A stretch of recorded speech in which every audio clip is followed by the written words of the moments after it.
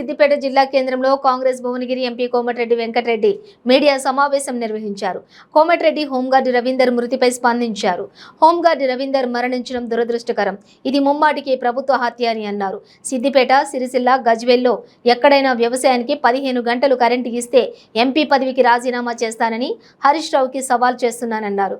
కాంగ్రెస్ పార్టీపై ఎలాంటి అసంతృప్తి లేదు, కానీ కేసీఆర్ ప్రభుత్వంపై ఉందని అన్నారు. ఈ నెల 17న జరిగే కాంగ్రెస్ బహిరంగ సభను విజయవంతం చేయాలని శ్రేణులకు పిలుపునిచ్చారు. కర్ణాటక తరహాలో తెలంగాణలోనూ సోనియా గాంధీ ప్రకటన చేస్తారన్నారు. సోనియా వల్లే తెలంగాణ వచ్చిందని కేసీఆర్ చెప్పాడన్నారు.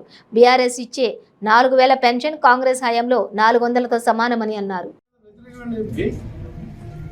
30-40 లక్షల మంది ముదురాలకు ఒక ఎమ్మెల్యే టికెట్ ఇవ్వలేదంటే నువ్వు ఆలోచించుకో.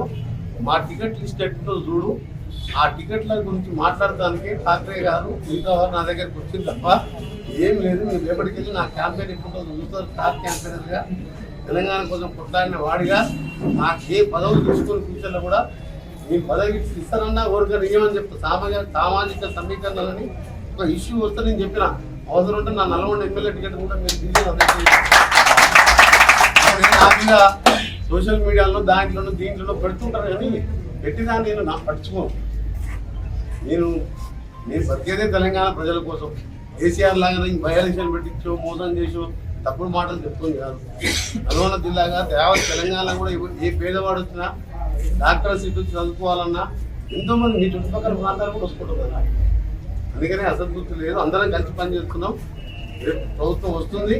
వచ్చిన తర్వాత కేసీఆర్ లాంటి మంత్రి పదవి ఉండదు, సామాజికంగా పాటించే ఉంటుంది. ఎందుకంటే మా అగ్రనాయకత్వం ఎమ్మెల్యేలను చర్చించి ముఖ్యమంత్రి కానీ మంత్రులు నిర్ణయిస్తుంది. అది తర్వాత సంగతి. ఫస్ట్ ఇయర్ అనేది ఇంటికి పంపాలి కదా. ఇంటికి పంపడానికే కొంగర్ కళను మీటింగ్ ఉంటుంది. అది కూడా నా పార్లమెంటే. అందులో 10 లక్షల 2-3 లక్షల మంది నా పార్లమెంట్కి సమీకరిస్తాం. ఇంకా 10 లక్షలు అంటున్నాం, కానీ ఆ గ్రౌండ్ సరిపోకుండా ఇంకా పక్కకు కూడా ప్లేస్ ఉన్నది. ఇంకెక్కువ కూడా రావచ్చు. ఎందుకంటే ప్రభుత్వం మేము చూస్తున్న గ్రామాలలో ప్రభుత్వ వ్యతిరేకత క్లియర్గా కనబడుతున్నది. ఎన్ని మోసాలు చెప్పినా, ఎన్ని మాటలు చెప్పినా నమ్మటానికి ప్రజలు సిద్ధంగా లేరు. చెప్పినా ఒకటిసారి నమ్ముతారు, 2 సార్లు నమ్ముతారు, 3సారి కూడా నమ్మడం.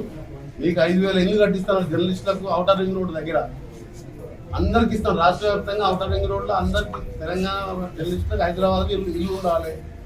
మొదటి సమావేశాలు చెప్పిన 2014 వరంగల్లో మీటింగ్ పెట్టి ఫంక్షన్ ఏం పెట్టిండు, ఒక ఇండిపెండెంట్ హౌసింగ్ కాలనీ కడితే ఆ కాలనీలో మల్టీప్లెక్స్ థియేటర్లు, ఎయిర్ కండిషన్, షాపింగ్ మాల్స్ అందరు జర్నలిస్ట్ అంటే వరంగల్లో ఉన్న ధనవంతులు కూడా ఈర్చబడాలంట. అయ్యో నాకు కూడా ఇల్లు కావాలని.